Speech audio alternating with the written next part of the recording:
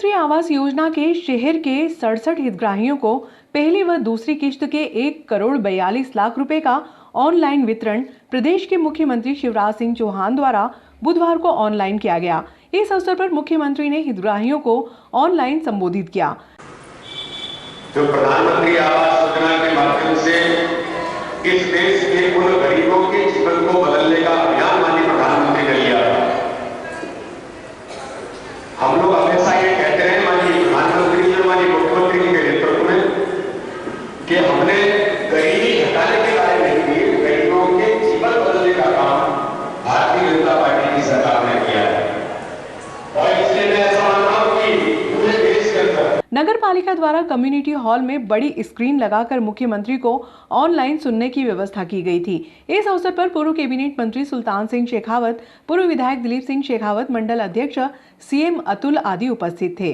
पूर्व विधायक शेखावत ने बताया कि नगर पालिका खास स्रोत के 11 लोगों को 1,93,00,000 रुपए की राशि ऑनलाइन ट्रांसफर की गई। वर्ष 2021 में 916 हितग्राहियों का योजना में पंजीयन हुआ था। इस वर्ष 430 हितग्राहियों की डीपीआर बनाकर भेजी गई है।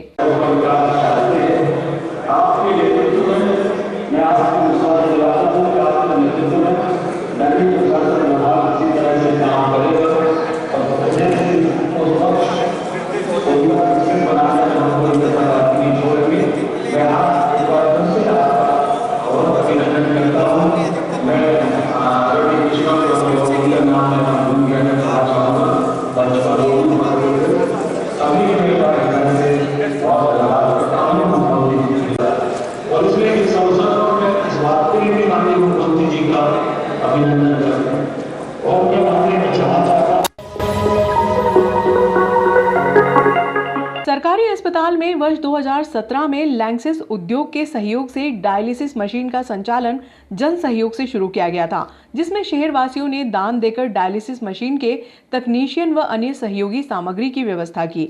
ये बात पूर्व विधायक दिलीप सिंह शेखावत ने बुधवार शाम को पुराने सिविल हॉस्पिटल में डायलिसिस कक्ष में तकनीशियन श्री राम बोडाना के स्वागत करने के दौरान कही। उन्होंने कहा कि कुछ समय बाद अस्पताल में डायलिसिस मशीन के संचालन में परेशानी आने लगी तो तत्कालीन केंद्रीय मंत्री डॉक्टर थावरचंद गहलोत ने अपेक्स बैंक के माध्यम से प्रदेश की 64 डायलिसिस मशीन के लिए सामग्रियां उपलब्ध करवाई। वर्तमान में प्रदेश सरकार द्वारा सर्वे करवाया, जिसमें सबसे सर्वश्रेष्ठ डायलिसिस करने में नागदा के सरकारी अस्पताल ने बाजी मारी है।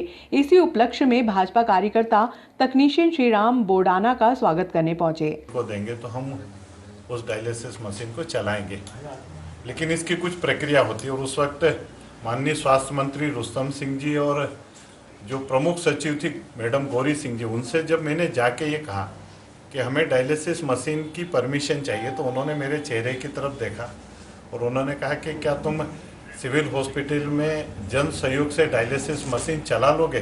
मैंने कहा मैडम आप तो परमिशन दो, हम चला लेंगे।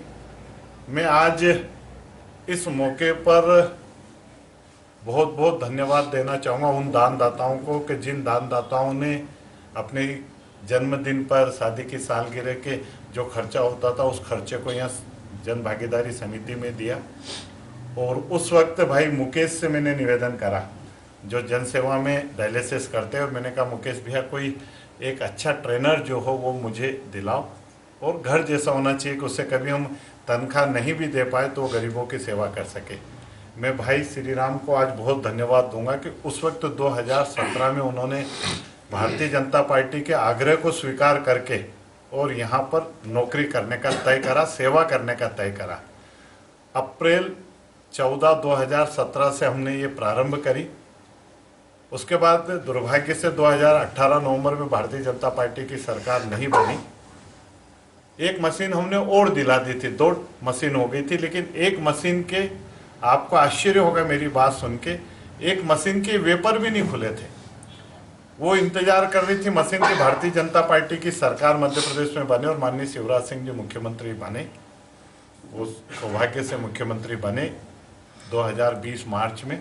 हमने उस मशीन को चालू करा, लेकिन एक बड़ा संकट खड़ा हो गया कि एक तो आदरणीय श्री राम बोडाना जी की सैलरी, दूसरे इनके जो एक स्टाफ था उसकी सैलरी, और इसमें लगने वाला जो किट था उस किट को हम कहाँ से पूर्ति करें। मैं मध्य प्रदेश के जो सबसे संवेदनशील मुख्यमंत्री हैं माननीय शिवराज सिंह जी और उस काम के लिए मेरी जो मदद करी है माननीय इस क्षेत्र के लोकप्रिय सांसद माननीय अनिल फिरोजिया जी, हम सब के लोकप्रिय जननायक नेता जो पूर्व में कैबिनेट मंत्री थे, वर्तमान में महामहिम राज्यपाल है माननीय गहलोत जी, उन्होंने मुख्यमंत्री जी से बात करी। संपूर्ण भारतीय जनता पार्टी की टीम लगी और अपेक्स बैंक को मध्य प्रदेश की सरकार ने कॉन्ट्रैक्ट दिया पूरे मध्य प्रदेश के डायलिसिस मशीन चलाने का, क्योंकि अभी डायलिसिस मशीन सरकार की केवल जिला मुख्यालयों पर है और ऐसी 53 डायलिसिस मशीन पूरे मध्य प्रदेश में है। मुझे लगता है कि जिला मुख्यालय को छोड़ के शायद पूरे मध्य प्रदेश में एक आध जगह होगी, उसमें शायद नागदा भी है कि जहाँ पे हम सिविल हॉस्पिटल में डायलिसिस मशीन चला रहे थे। माननीय मुख्यमंत्री जी खूब प्रसन्न हुए कि 2017 अप्रैल से हम चला रहे हैं। मेरे बड़े भाई आदरणीय दिलीप सिंह जी शेखावत जी के द्वारा गरीब मानवता की सेवा के लिए जो 2017 में एक सराहनीय कदम उठाया गया था, जिला मुख्यालय को छोड़कर कहीं पर भी उस समय डायलिसिस मशीन संचालित नहीं होती थी। माननीय विधायक जी ने रात दिन अधिकारियों से चर्चा की, माननीय मुख्यमंत्री जी और हमारे वरिष्ठ नेताओं के सहयोग से माननीय विधायक जी के द्वारा नागदा नगर के हमारे सिविल हॉस्पिटल में लेंसेस उद्योग की मदद से 2 डायलिसिस मशीन को स्थापित किया गया और यहाँ के स्टाफ के द्वारा उस मशीन को संचालित करने का काम किया गया। मैं धन्यवाद देता हूँ माननीय हमारे पूर्व विधायक जी को कि उनके भागीरथी प्रयासों से जो व्यक्ति इस मरीज से कैंसर जैसी बीमारी से पीड़ित रहता है उसके लिए 15-16 हज़ार रुपये का हर माह खर्च उठाना बड़ा दुख का और संकट का और कारण बनता है कि कई बार उसको डायलिसिस के लिए अन्य दानदाताओं के पास चक्कर लगाने पड़ते थे। माननीय विधायक पूर्व विधायक जी के प्रयासों से उन लोगों को निःशुल्क यहाँ पर डायलिसिस किया जाता है और आज उसी का परिणाम है कि एक अच्छी उत्कृष्ट सेवाओं के माध्यम से हमारे बीच आदरणीय श्रीराम बोड़ाना जी जो हमारे इसी विधानसभा के निवासी और उन्होंने सेवा के जज्बे को देखते हुए यहाँ पर अपनी अनूठी सेवाओं को करते हुए आज पूरे मध्य प्रदेश के अंदर जो 54 स्थानों पर डायलिसिस होती थी उसमें नागदा शहर में उन्होंने प्रथम स्थान प्राप्त किया और वो आज मध्य प्रदेश सरकार के द्वारा पुरस्कृत हुए।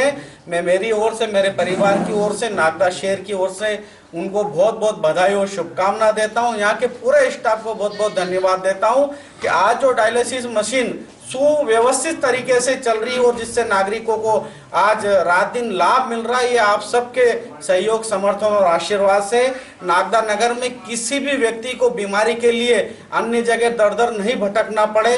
माननीय अभी हमारे पूर्व विधायक जी उत्तर प्रदेश चुनाव में थे, लेकिन हमारे नागदा के निवासी शिंदे जी जो इंदौर में भर्ती है उनको ब्रेन हेमरेज हुआ, लेकिन माननीय हमारे पूर्व विधायक जी ने उत्तर प्रदेश में होते हुए भी उनको हाथों हाथ ऑनलाइन कागज वगैरह मेल करा के माननीय मुख्यमंत्री जी से निवेदन करके उनको आर्थिक सहायता देने का काम किया। जय। ये हम सबके लिए एक हर्ष का विषय भी है और गर्व का विषय भी है कि हमारे बीच के अपने मित्र भाई श्रीराम बोड़ाना डायलिसिस के टेक्नीशियन हैं और पूरे मध्य प्रदेश में आपने 54 जो डायलिसिस सेंटर्स हैं, जब उसका सर्वे हुआ तो बेस्ट ऑपरेटर में आपका नाम आया और आज आप पुरस्कृत भी हुए। नागदा नगर में मुझे तो सुबह ही आदरणीय दिलीप भाई साहब का फ़ोन आया कि ऐसा भाई साहब तुरंत चलना चाहिए और ये करना चाहिए। मैं मीडिया के माध्यम से एक संदेश देना चाहता हूँ युवाओं को। मित्रों, जिस प्रकार श्रीराम बोड़ाना जी ने इस काम को करके दिखा दिया है, इस काम को करने का इनका मूल मंत्र ये है कि मैं जिस भी काम को करूँ पूरी निष्ठा के साथ, ईमानदारी के साथ, अपने पारंगत पूरी मन भावना के साथ में करें। इसी प्रकार हम सब युवा भी भाई श्रीराम बोड़ाना को आदर्श माने कि हम कोई भी काम करें और उसमें अव्वल आने का प्रयास करें। मैं हर बार कहता हूं सबको कि हमारा हाथ जो है कुछ देने वाला होना चाहिए, कुछ लेने वाला नहीं। और जो सर्विस, जैसा कि बताया था कि श्रीराम बोड़ाना जी जावरा से के पास में कोई गांव से आते हैं और यहाँ पे अपना पूरा सर्विस देते हैं और ये सैलरी मिलेगी कि नहीं मिलेगी, लेकिन आप मरीजों की सेवा करते हैं। और जिस प्रकार से पूर्व विधायक दिलीप शेखावत जी के प्रयासों से डायलिसिस का काम नागदा में शुरू हुआ, ये भी एक अनूठी पहल है पूरे मध्य प्रदेश में। तो मैं आदरणीय दिलीप शेखावत जी को भी हृदय से धन्यवाद देता हूं कि आपका सार्थक प्रयास आज एक बड़े रूप में पूरे मध्य प्रदेश के अंदर दिख रहा है। और श्रीराम बोड़ाना जी, इनकी पूरी टीम, मुकेश भैया, आपकी पूरी टीम को बहुत बहुत धन्यवाद कि जिस प्रकार आपने स्वागत का एक कार्यक्रम रखा और ये उत्साहवर्धन का कार्यक्रम है, प्रतीकात्मक रूप से ही सही, लेकिन ये उत्साह शहर के सब युवाओं में भी एक प्रेरणा के समान रहेगा। बहुत बहुत धन्यवाद। जय हिंद, जय भारत। चलो श्रीराम भाई, नाम भी राम का।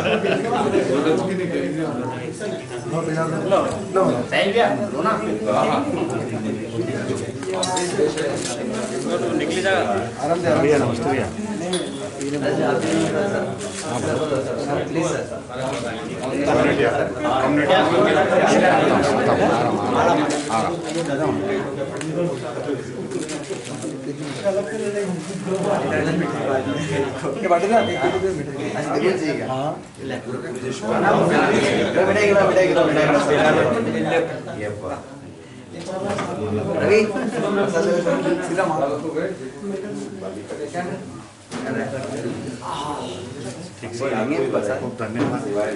चलो भैया सेना।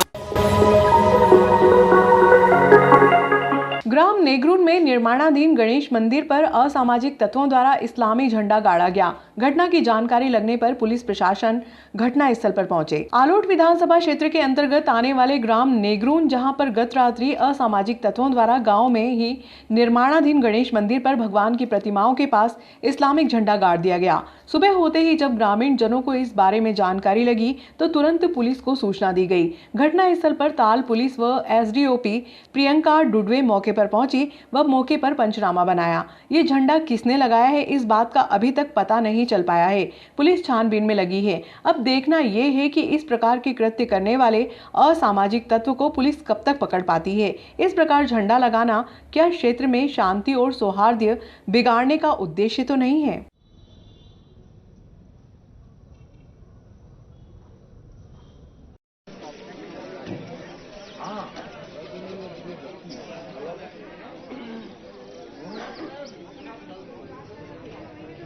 सब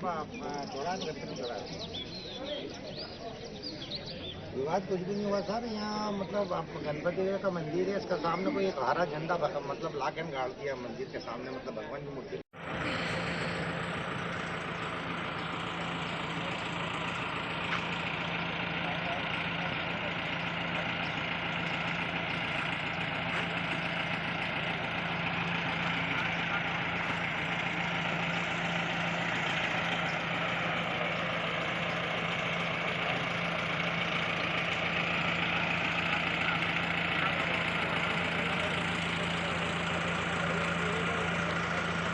के आसपास और भी कोई छोटा गांव इसमें जुड़ा हुआ है?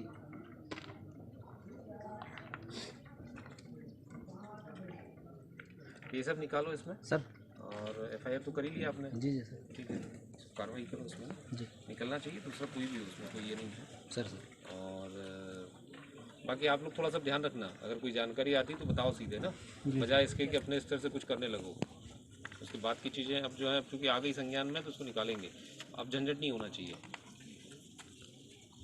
ठीक है? झंझट नहीं हुआ इसीलिए तो थाने खबर करी था। हाँ नहीं, अच्छा किया, वो तो बहुत अच्छी बात है, उसमें करना भी चाहिए और आगे भी नहीं होगा, ठीक है? कोई अगर सूचना आती है तो ये करो, बाकी आप लोग अपने अपने काम में लगो, ठीक? कोई भी सूचना आती तो नंबर है टीआई साहब का, है ना, तत्काल बताना इनको। ऐसा नहीं कि अपने स्तर से जो है करने लग गए, क्योंकि आगे आना हमारे पास ही है और करना भी हम ही को है, ठीक है?